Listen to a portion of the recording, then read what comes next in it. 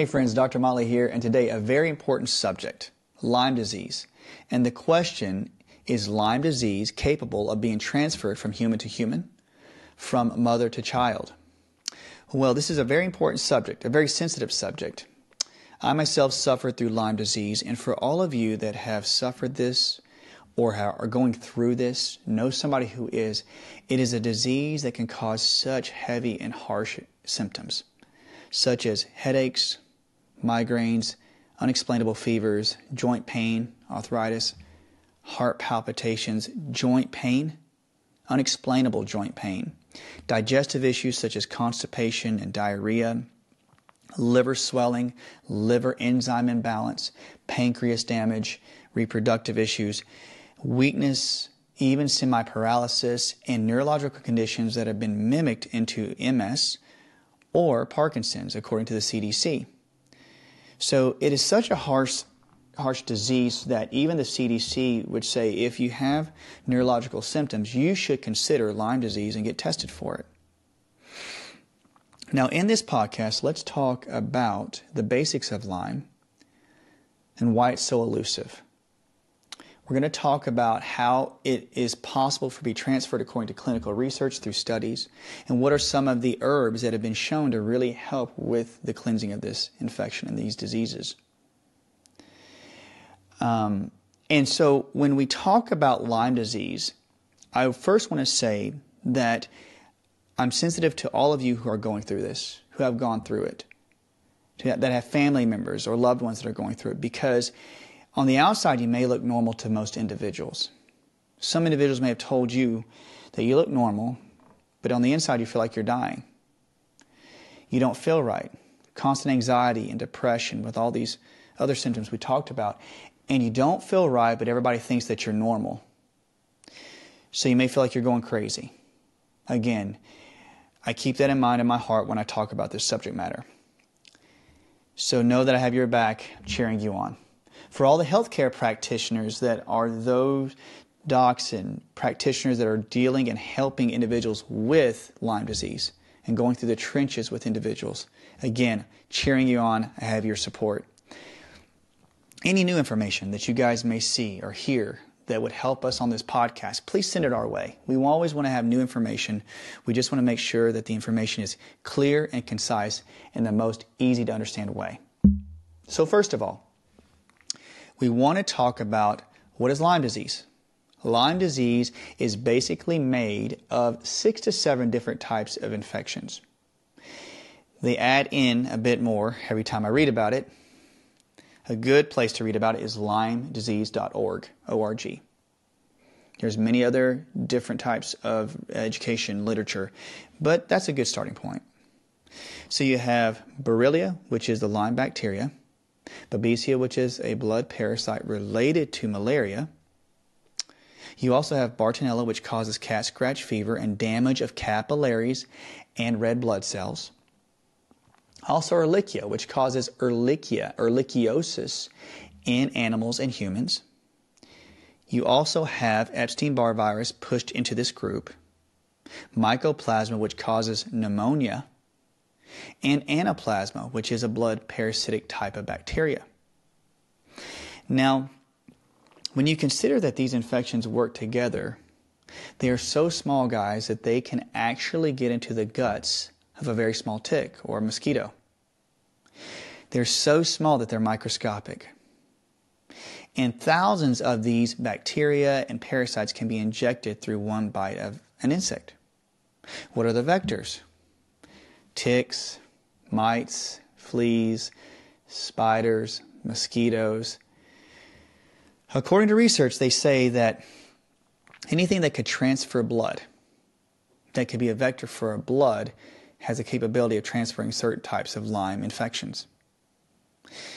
In fact, when you have the infections that are rampant within the insect world, it makes it easy to understand that when an insect bites a bird, bites a deer, bites a cow, it is capable for those vectors to actually transfer the microbe, the infection, into these other animal sources. Do animals get transferred or get transplanted around the world? Yes. Do birds fly? Yes. So you have insects that have fed on field mice, that have fed on birds. And these animals are going all over the countryside or all around the world. And this makes it possible for the infections to spread. Now there's a big, I say misnomer, but there is information out there that says that many practitioners would say that only Lyme disease occurs in the Northeast near Lyme, Connecticut, where it started. That it's only in the northeastern part or northwestern part of California, certain parts of Texas. But there are reports all around the world, even studies that have showed the presence of spirochetes, which is the corkscrew shape of the Borrelia type bacteria that's been found all over the world, even in mummies. Spirochetes are bacteria that actually break down certain tissue. They've been found all over the world, and one of the places they take place in is in the guts of ants, and they help break down wood in wood ants. So this is a bacteria that is in our common natural environment. They help break down things. What they have found out is that the bacteria, since it has a corkscrew shape, can burrow into the brain matter, the gray matter, into the ligaments, into the tendons, into the central nervous system, and they start to break down that tissue from their toxicity release and from their want and craving for sugars. So you have a transfer of these infections that can burrow into the tissue of the central nervous system and into the ligaments, creating toxicities that require your immune system to go after them and chase them. And the activation of your immune system causes all of these symptoms that I mentioned before. So spirochetes Lyme has been found in culture. Clinical studies, clinical cases, hospital cases have shown Lyme disease all over the world, all over the U.S., so it's not just in one area. Now, according to my research, it's been all over the world, and the symptomatology has been so great that there's organizations and support groups that help people that have Lyme disease. Can it affect you in such a negative way that you need support? Yes, it happened to me. I myself went through a small patch or nest of ticks, small seed ticks and nymph ticks, and I found and I counted. I was very, very astute about counting when I was younger. And it had about 60 ticks on my legs. 30 of them were attached. And after that time, I was about 13 years old, 13 to 14. I started having muscle cramps in my legs, fasciculations, which are tremors. I started having night terrors. I started having sweats in my hands and feet. I started having horrible sleep issues, gut problems, and I started having heart palpitations, unexplainable heart beating out of my chest at night. I thought it was just getting older. It then led to the hearing. I started having tinnitus.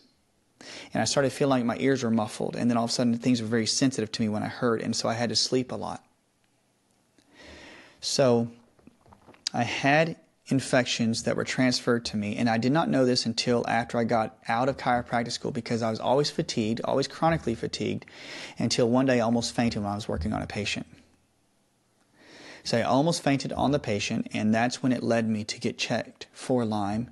And I found out that I had it, and I started working on it. So that's my story. I've been through vision problems, tinnitus, all the things I just mentioned. I've had many more issues with my story, but I can go into that. But remember, we want to talk about this indication of how it's transferred. Now, what makes the infection so transferable and so sneaky is that its ability to actually morph. So when we talk about morphing, the infections get into the guts of the insect. They understand the pH balance of the insect. Research has shown that the infections can actually change the DNA configuration within their own body to actually be able to handle the pH of the environment they're in. So they're in the guts of a tick or a mosquito or a mite, and they adjust to the pH balance of that insect. Then, as they attach, as the tick or the mosquito attaches to the host, they release a venom that softens up the blood, and the infection has a sensing capability to know which pH environment they're going into. So they actually change their structure to handle the new pH environment. So then they thrive. They can actually create cysts to get into the tissue. They can actually hurry up and find tissue that they can burrow into so that they can feed off your nutrition. One of the nutritional areas that they love to feed on is your red blood cells. They're blood parasites. They get into your red blood cells, eat up all the hemoglobin and the proteins and the iron. And so they will actually start to do what? They'll start to produce toxins within your red blood cells, but they'll grow and they'll multiply so much that they actually will do what? They will actually pop open your red blood cells. So we want to make sure that whenever you look for Lyme disease, if you have unexplainable anemia or loss of B12, or you have B12 levels that are off, they're not balanced, then you want to make sure that as you start to clean up Lyme disease, or actually investigate or basically are aware that there's something going on and you don't know what's going on. If B12 or if your iron levels are off, remember, this is a key indication that Lyme disease could be in your body. But you really want to work with iron and B12 imbalances, and you want to make sure that when you find any type of Lyme disease in the body, that's one of the first things you have to start to consider, is to get rid of the B12 and help with the iron. One of the main areas that these infections, where do they actually get to you, is in the red blood cells. Now, they are blood parasites, which means that they make their way into the red blood cells and they actually will eat the proteins, the hemoglobin. They'll eat the iron, which attaches to oxygen, and they destroy this and they multiply, especially Babesia and Borrelia, Ehrlichia and Bartonella. And so as they eat the proteins, they'll actually fill up the red blood cell where they pop open. And then the infections have multiplied, and they go and infect other red blood cells. This is why you get the red bull's rash, the red eye bull's rash. This is where you get streaks with Bartonella, cat scratch fever, because where they infect, they pop open the capillaries and the red blood cells, causing blood to fill up into the skin. That's why you get unexplainable rashes and streaks. This is why individuals will start to get stretch marks with Bartonella. It damages the collagen, it damages the red blood cells within the tissue, and so you start to have these streaks and these striations along the skin. So if you have red blood cell issues such as anemia, if you have problems with B12 levels, I would highly suspect Lyme disease. I would get checked for Lyme and its co-infections. If you have basically stretch marks and you don't know why you have stretch marks, you want to make sure that Bartonella, any type of Lyme infection, is in the system. So you see how the infections will go into the system, change themselves, and invade certain tissue. But what this idea and this fact that the infections actually change their DNA to actually get into your body is that now they'll create subspecies. When bacteria basically are reproducing, they do it by binary fission. And so when they do it by binary fission, they're actually splitting to create new forms of themselves. But as they change their DNA, they're creating a new species. So they're finding that there's new subspecies of Bartonella, new subspecies of Babesia, new subspecies of Borrelia. That's why there's so many forms. So you have vectors, all the insects, plus new subspecies, creating infections that become very resistant to actual antibiotics and antimicrobials in the Western world. So that is why you use different types of herbs to help clean up the infections, because you may need a shotgun effect, different types of herbs to keep the infections on their toes so they don't get used to the antibiotics, so they get killed off or cleansed through the actual herbs. So that's the basics. There is more information. If you guys want more information, let me know. I'm putting more information in my website and through my social media feed as well. But when we talk about this area and this idea of how these types of microbes get into your body, what is the possibility that a person could transfer it to another person? According to research, and even in my clinical research, I have seen where a couple comes in or a family comes in and one individual has high amounts of Lyme and their child or their offspring would actually have an amount of infection as well. And so the person that just got the actual infection never was bitten, even rarely got bit by a mosquito. Was it possible that the family member somehow transferred it over? Well, there are reports that show that spirochetes and the bacteria and the parasites have the capability now that are stronger to adapt to the host.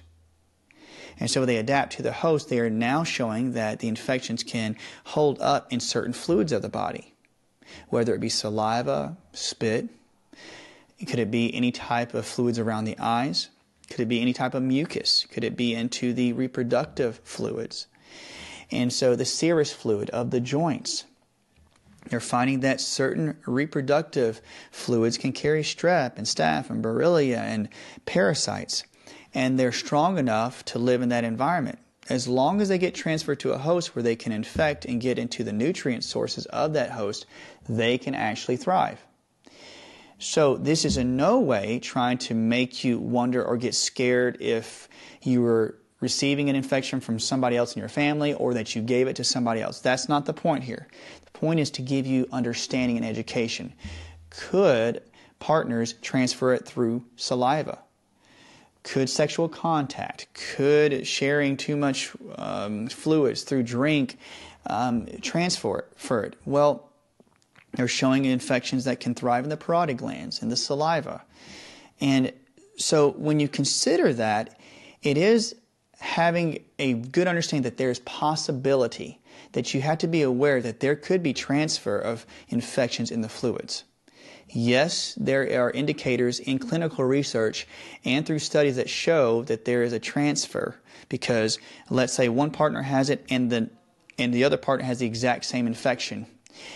And so does that say that one person is causing another person to be ill? No. The whole point is to remember, to get education and to understand that one partner, one family member, as they heal, it is a good indication for the other family members, the other partner, to actually work on their bodies to heal up and to start cleansing as well. The stronger the unit, the stronger the family, the stronger the partnership. So anytime one individual that comes in within a family in my clinic has Lyme, I usually ask them to get the other family members checked as well. Because you never know if there was some transfer. And you don't want to have reinoculation. You don't want to keep transferring back and forth. I see this a lot with yeast infections and mold. I see this a lot with strep and staph. So you want to make sure that you clean up the infections very efficiently within one individual, but also check the other. So please have the partner, have the family members get checked, and start working on their Lyme disease and start to clean out those infections. And you'll see that the rates will reduce and your symptomatology as a whole group will get better. This is not to be discouragement. This is to give you the encouragement that you understand why, like one child will get sick and then the other one gets sick. So work on getting each person tested. Remember, the ability for the infections to have subspecies, the ability for them to thrive in a different pH of each individual allows them to be transferred from person to person according to clinical research. They're very smart. They're very elusive. And they're going to find the tissue that they can infect and thrive. Now, another question comes up to the point, guys, that can mothers transfer to children? Now, this is not to have mothers feel upset if they suspect their child has Lyme disease and they had Lyme disease. But the information has shown that there are spirochetes and there are certain forms of Bartonella that are thriving or can transfer or survive the fluids within the placenta or the placenta itself or the amniotic fluid. Usually that it's a protective barrier for the baby where the baby is not injured by the infections. So the baby should be protected by the placenta and by the immune system that it's getting from the mother through the bloodstream in the umbilical cord. But if there's quite a bit of infections within the bloodstream of the mother, there is research that shows that there are evidences of different types of microbes that are in the umbilical cord where it's transferred down to the baby and into the placental area. So they show that there are spirochetes and infections that have made their way through the actual fluids and into the areas around the baby. And the babies have been tested and they've had infections showing that the mother had. This is a big issue with strep and staph. Now, this is not for a mother to feel bad. It just shows that as the mother cleanses, the baby cleanses.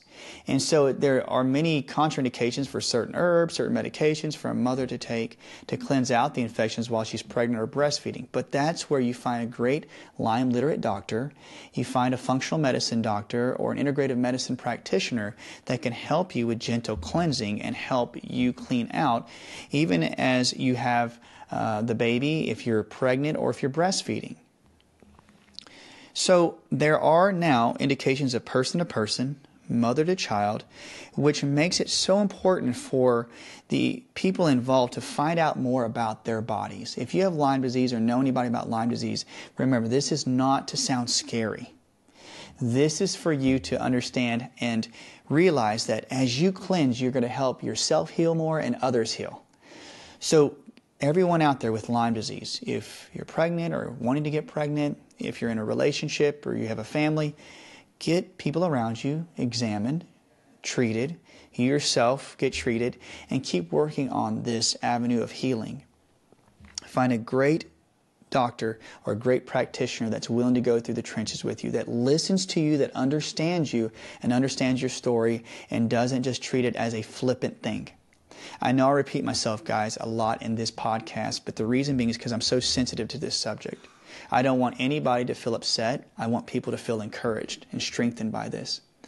So guys, get everyone checked. Don't live in fear. Live in strength. Live in joy. And know that you can find ways to help heal these infections. If you don't find Lyme in your children or your spouse or in your partner, great.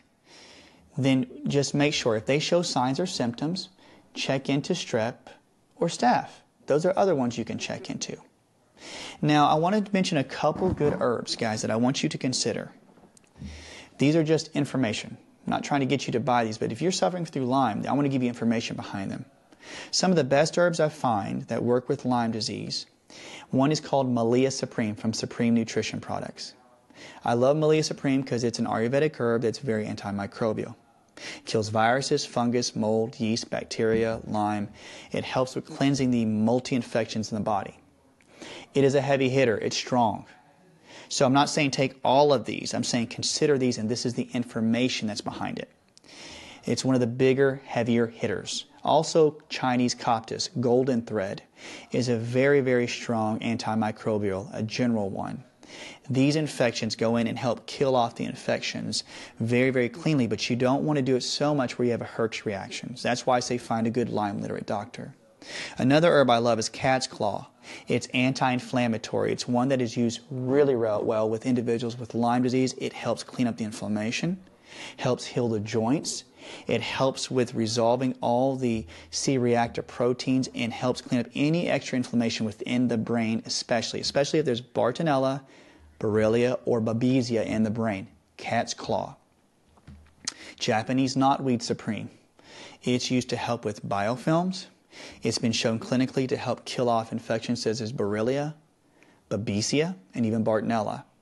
It is used widely in the infection realm. And so Japanese knotweed helps with not only cleaning up the biofilm and the plaquing these infections give, but the infections themselves. I do like a couple more on my personal realm. I do like Artemisia Supreme. It is heavily for parasites. Parasite infections such as Babesia and even worms in small amounts of flukes or protozoa parasite, but that accompany Lyme disease. But I found Artemisia is really good using it with Malia Supreme or even golden thread to help clean up bacteria and parasites. So Artemisia Supreme is really, really good. I like Artemisia. These are some of the top ones that I love the most. And I think that when you look and research these, you can go to Supreme Nutrition Products. I will be putting out some extra videos about the efficacy of all these types of supplements. But remember, you don't take all of these at once. You need to find the ones that resonate with you. And when you find a good doc or you yourself are doing any type of education or exploration on your own, this is just general information. These are some of the top heavier hitters for Lyme. Some individuals use tinctures from Byron White or from my good friend Dr. Alan Lindsley at Nature's Pharmacy, LLC, up in Wisconsin. And some individuals will use different types of combination of herbs as tinctures to help clean up the infections. They work well, but it all depends on your bio-individuality. I can't say here that you got to take this and it's going to clear everything up. It's about you learning more about yourself. And that's what we want here at the Health Institute. So guys, I hope this helps really well. Guys, if you have any questions, just know that you can send us a comment. If you like us here at the Health Institute at this podcast, give us a like, subscribe. And guys, until next time, we will talk soon. Have a blessed day.